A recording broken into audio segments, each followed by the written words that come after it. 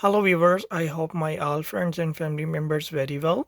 Today we study a Korean language alphabets consonants number 8. 8 number consonants in Korean language with a YouTube channel Malik Ali Korea. Lesson number 8 consonants how to write like left to right a round shape.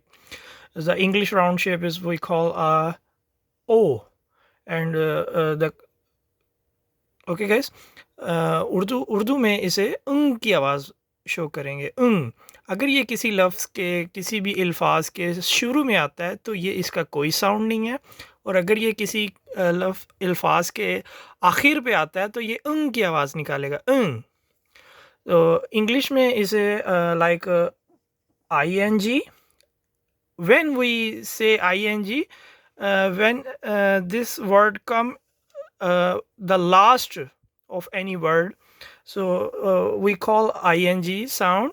So if this word comes at the beginning of a word, it does not make any sound.